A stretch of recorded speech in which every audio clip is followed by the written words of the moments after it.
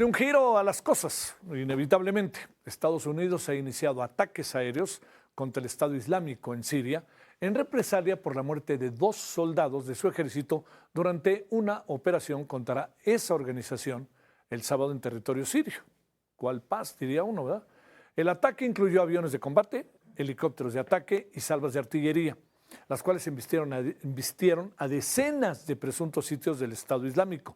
Funcionarios militares estadounidenses aseguraron que los ataques se sumarían a los casi 80 millones realizados desde julio para eliminar operaciones terroristas en Siria, incluidos los remanentes de ISIS. Por su parte, Pete Hegseth, secretario de Defensa, o Pete Hegseth, que es estadounidense, aclaró que comienzo no es el comienzo de una guerra, sino un acto de venganza. Mientras que autoridades de Siria han detenido a 5 personas sospechosas de tener vínculos con el tiroteo contra soldados estadounidenses y sirios en la ciudad de Palmira, esto es en el centro del país. Recordemos que el mes pasado Siria también llevó a cabo una campaña nacional en la cual detuvo a 70 personas acusadas de vínculos con el Estado Islámico. Desde donde se vea, esto es un galimatías, pero es un ataque, no le demos vuelta. Ahí está Pete Hegseth, lo que mencionábamos que había dicho.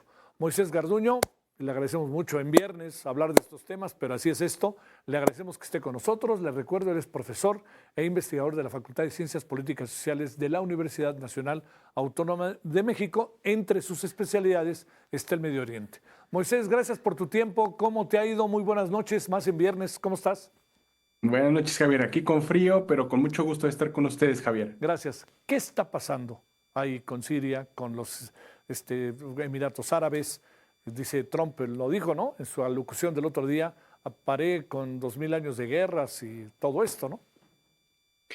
Bueno, el escenario sirio, Javier, es uno de los escenarios más complejos que vamos a ver en este 2026. Ajá. De hecho, ya lo estamos empezando a ver ahora con los ataques de Estados Unidos, que hay que recordar son una represalia a un ataque que tuvo el Estado Islámico contra 2 militares y un traductor estadounidense, que incluso comentamos tú y yo la última vez que nos enlazamos para hablar del atentado en Sydney.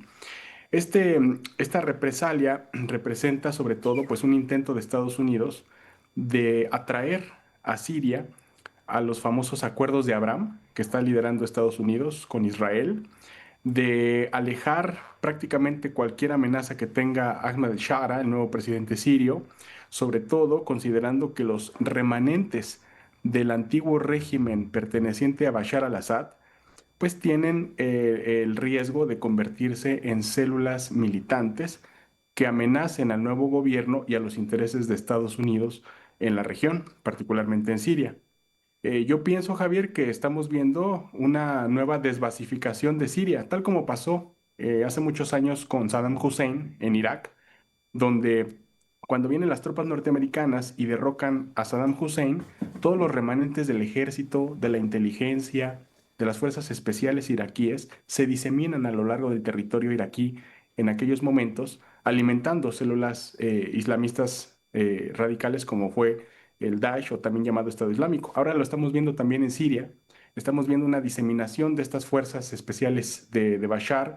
Estamos viendo la diseminación de los generales de alto rango que se resisten a trabajar para Ahmed Shara y para Estados Unidos.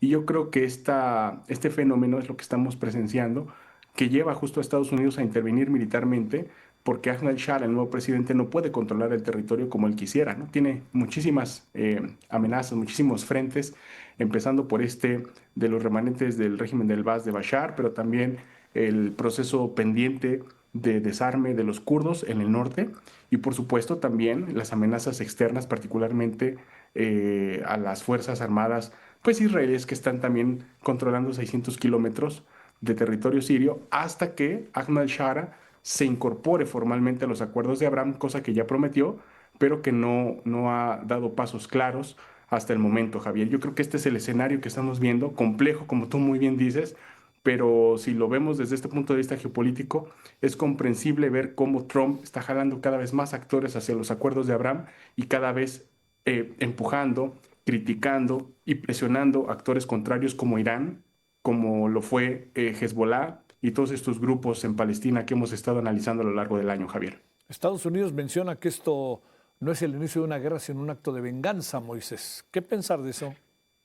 Sí, es una venganza contra estos grupos y también una llamada de atención para decir que cualquier grupo contrario a Ahmed al-Shara que atente contra los intereses de Estados Unidos en la región va a tener este tipo de represalias. Y esto pues también viene para otros grupos, por ejemplo, como los drusos, que son una minoría que también ha estado pues forcejeando con Ahmed al-Shara. También viene para los alawitas, que era una secta a la que pertenecía justamente Bashar al-Assad, y bueno, para cualquier actor que intente lastimar estos intereses, cosa que no se ha producido, por ejemplo, con los intereses rusos. Ajá, Como ustedes bien saben, ajá, Javier, ajá. Rusia también tiene intereses en Siria, en el Mediterráneo, en la base de Latakia, y en la primera acción que hizo Ahmed el-Shara antes de enfrentar a los remanentes de Bashar fue garantizarle a Rusia el acceso al mar Mediterráneo, tal como lo hacía Bashar al-Assad en algunos tiempos atrás. Entonces, aquí se habla del pragmatismo del nuevo presidente sirio, se habla del complejo rompecabezas que tiene en un futuro. Hay que recordar que en medio de todo este calimatías, como bien tú decías, Javier, Siria está viviendo en el 96% de la pobreza extrema. De acuerdo con el Centro de Estudios Árabes Contemporáneos, con sede en Madrid, hizo una encuesta sobre qué piensan los sirios de su futuro. El 56% solamente tiene confianza. Eso quiere decir que hay un amplio sector de la población que Sí. ve con desconfianza, con mucha cautela lo que pueda pasar en el futuro. Y bueno, una de las luchas también más importantes que tendrá que hacer Ahmed el-Shara es la lucha contra el narcotráfico, ¿no? Ahí hay una serie de drogas sintéticas parecidas al fentanilo en el Medio Oriente, particularmente, que tiene que limpiar, ¿no?, las calles, porque acuérdense que Siria estuvo 13 años en guerra civil desde la llamada Primavera Árabe y muchos grupos armados que al final derrocaron a Bashar al-Assad, pues se alimentaban también de estas drogas sintéticas para entrar en batalla, Javier. Sí, sí, sí. Y eso ahora, pues la gente está entre un futuro incierto, la siembra de esas drogas en la juventud siria, la pobreza y todo en medio de este juego geopolítico del cual ya hablamos. No la tiene nada fácil y Estados Unidos, si tiene que intervenir, lo va a hacer con tal de que vea a Siria dentro de este halo geopolítico muy contrario a lo que representaba Irán y el llamado eje de la resistencia con Hezbollah y Hamas. Moisés Garduño, la parte que, digamos, aquí que veo como muy vehemente al presidente de Siria, echado para adelante como para tratar de quedar bien con Estados Unidos. Ya detuvimos a unos, ya detuvimos en Palmira a unos, acá. Eso es precisamente parte de lo que le deben a Donald Trump, supongo, ¿no? Y esto tiene que ver con algo clave, Javier, que es Ajá.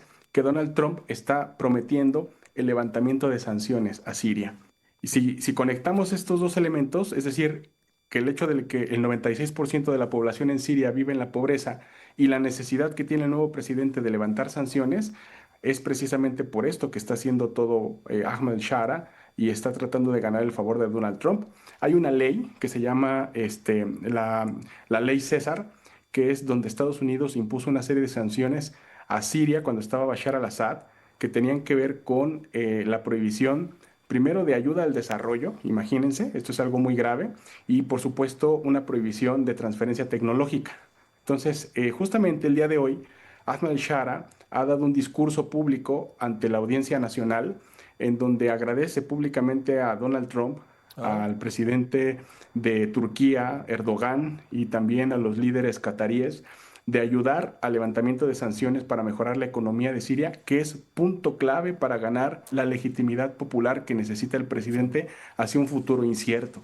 Mientras la pobreza no baje, la legitimidad del presidente no subirá y esto evidentemente tendrá graves consecuencias para los cuadros del gobierno en un futuro y sobre todo cercano a Estados Unidos. Por lo tanto, creo que Trump estará haciendo bien en ir levantando las sanciones poco a poco al pueblo sirio y sobre todo pues ver pasos concretos para que Bashar al-Assad no regrese, porque recuerden que está en en Rusia, Rusia, sí. para que los cuadros de cercanos a él no hagan este tipo de ataques contra milicias norteamericanas. Y por supuesto también hay que saber que Estados Unidos también sigue explotando petróleo de territorio sirio, cosa que no se dice mucho en medios de comunicación, pero que también es una realidad geopolítica.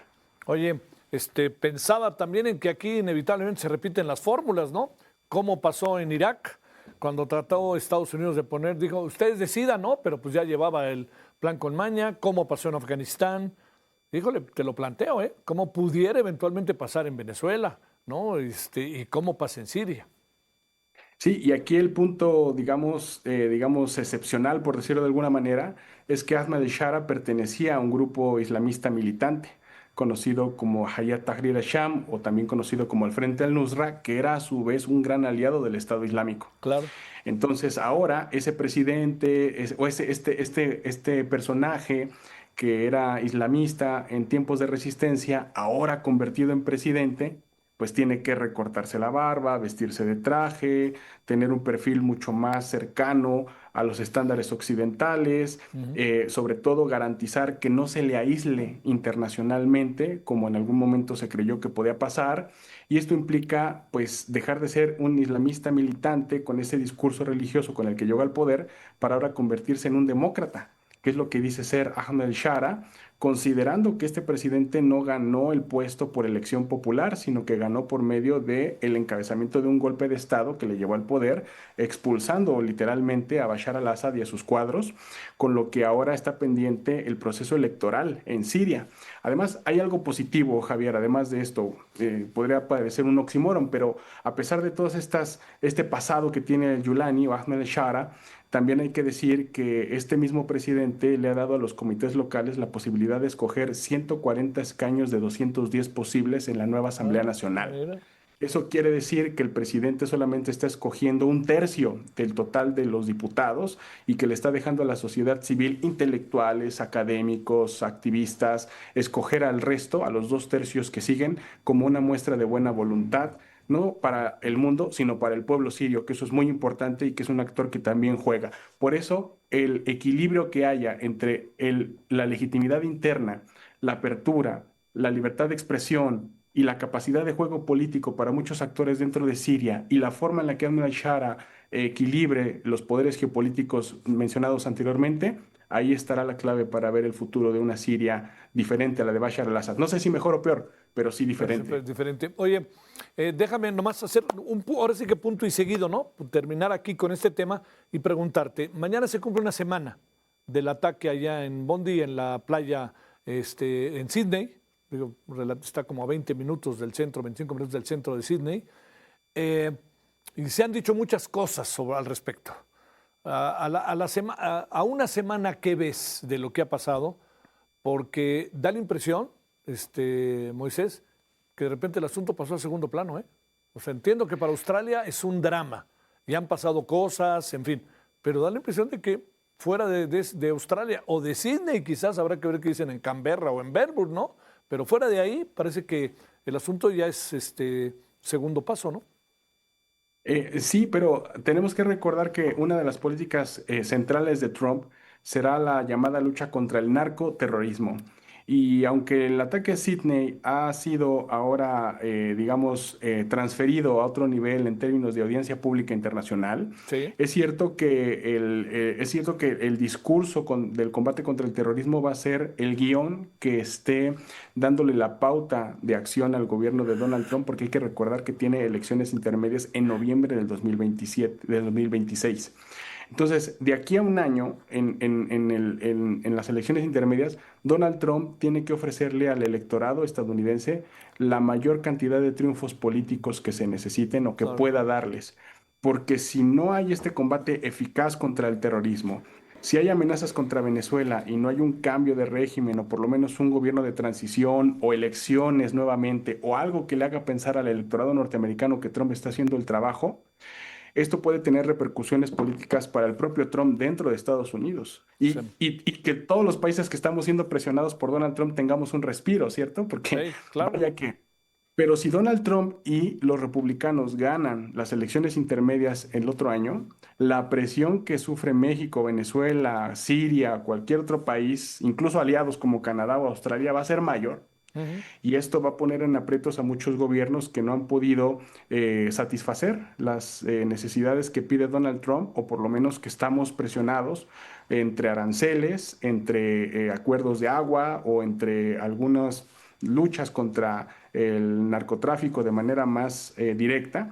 Y bueno, eso es una clave muy importante que tendremos que darle seguimiento para noviembre de 2026, pero todos estos juegos, la lucha contra el terrorismo en Sydney, en Siria, lo que pase en Gaza, van a ser puntos que en conjunto le puedan llegar a dar a Trump lo que necesita para ganar las elecciones intermedias y fortalecer su política en los años que le quedan en este primer mandato. Moisés Garduño, gracias que estuviste con nosotros, que tengas buenas vacaciones de fin de año, buenas fiestas y gracias a lo largo de este año. Muchas gracias, Moisés.